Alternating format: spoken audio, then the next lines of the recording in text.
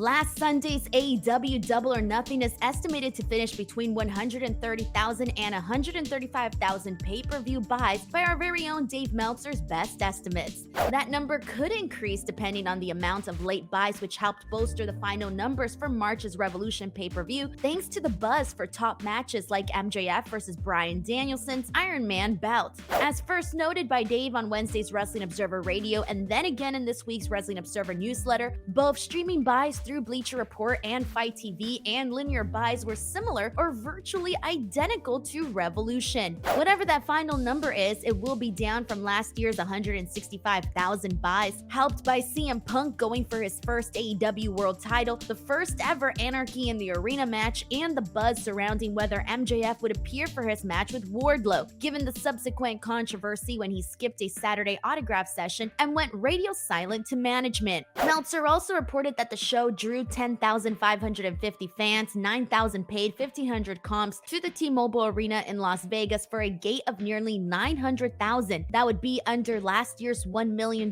gate and attendance, 14,459 total last year in the same venue. Meltzer noted higher ticket prices contributed to the gate not dropping by that much. Sami Zayn has opened up about the hero's welcome he received in Saudi Arabia at Night of Champions. Before the main event that night, Sami Zayn spoke to the live crowd in Arabic to express pride in his Arabic heritage. It was his first time wrestling in Saudi Arabia since 2014 and his first time performing in the region since a pair of shows from Dubai in 2016. Zayn told Corey Graves on After the Bout recently that he had been waiting for a while to perform in front of his people, saying, "I'm Arabic, I'm Muslim, all this stuff, and that's my part of the world. I understand those people, those are my people. When I went there, I got to go to Mecca, which was just a surreal experience. And then I also saw my uncles that I hadn't seen in 25 years. I had cousins I hadn't seen in 25 years. I met my great uncle I didn't even know who existed." So it was pretty heavy in a lot of ways. It had a lot of weight, and then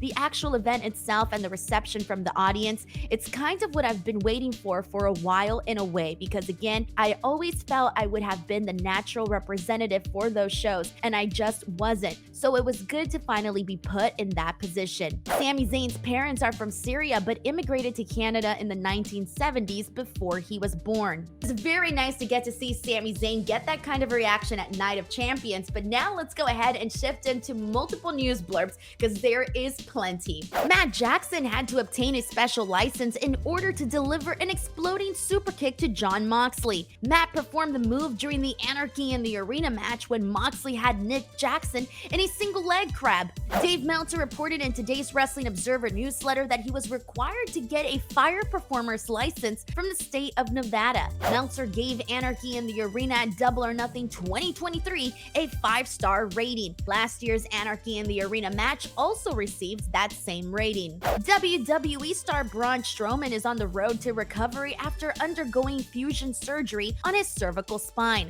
Strowman revealed in an Instagram post on Friday that he underwent level 1 fusion surgery on his C4 and C5 vertebrae. The surgery was done at Andrews Sports Medicine and Orthopedic Center in Birmingham, Alabama. The 39-year-old Strowman wrote that it was very scary to find out that he needed this surgery, but he thanked WWE for being there every step of the way and getting him the best care possible. Strowman assured fans that he'll be back in the ring when he's ready. Alexa Bliss talks her WWE contract being extended, as well as plans for a return following her pregnancy. Alexa Bliss spoke to The Messenger where she explained that she had taken time off from WWE to appear on The Masked Singer earlier this year. She also said the company extended her contract during this time and will start looking at an in-ring return following her pregnancy, which she announced on Monday. She went on to say, "Storyline, I was not on TV anyway, so it really kind of worked out perfectly. WWE extended my contract, and so it's just basically come back when I'm ready. Probably a month after the baby,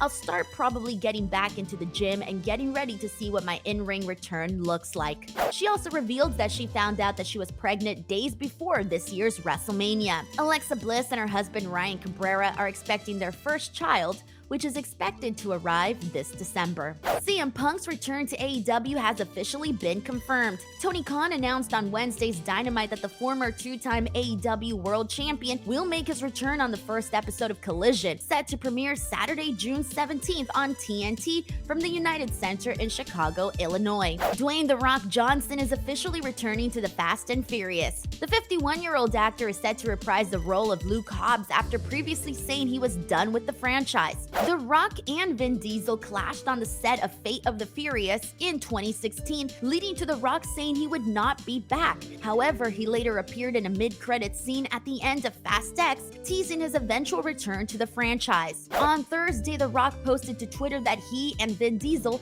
have put aside their differences. However, Diesel is not expected to appear on screen with The Rock. Kale Dixon is joining the cast of ABC's The Bachelorette. Dixon signed with WWE in August 2022 and has performed on episodes of Level Up and on NXT house shows. ABC recently announced that he will make his national television debut later this month, but as a contestant on The Bachelorette. Dixon was one of 14 wrestlers signed last summer. Prior to trying out for WWE, he was a multi-sport athlete at South Alabama and a standout star on their baseball team. He is listed at 6'3", 209 pounds. The 20th season of The Bachelorette will begin airing on June 26, 2023. Pat McAfee says his relationship with WWE is stronger than ever. Aside from appearances at the Royal Rumble and WrestleMania 39, McAfee has been gone from the company since leaving for ESPN College Game Day last September. During a recent appearance on the SI Media podcast, he said that he's still in contact with WWE executives and they are working on his potential return.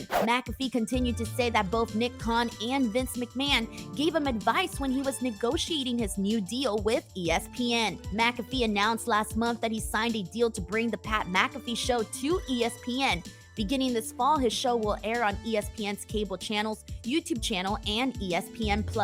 The New York Post reported that McAfee's deal with the network is for 5 years and $85 million. McAfee will be making about $70 million per year. When reached for comment, McAfee would neither confirm nor deny those numbers. After nearly 3 months out of action, Pac is expected to return soon. Dave Meltzer reported in the Wrestling Observer newsletter that Pac has been away from the ring due to getting a nose injury fixed. Meltzer added that he's been told Pac should be returning soon. Alrighty, there was tons of news on this episode of The Latest. As always, go ahead and share your thoughts in the comments section below. And if you would like to chat more wrestling with me, feel free to give me a follow on Twitter and/or on Instagram @_Denise Salcedo, and I'll catch you on the next episode of The Latest. And if you missed the previous episode of The Latest, feel free to click on the screen.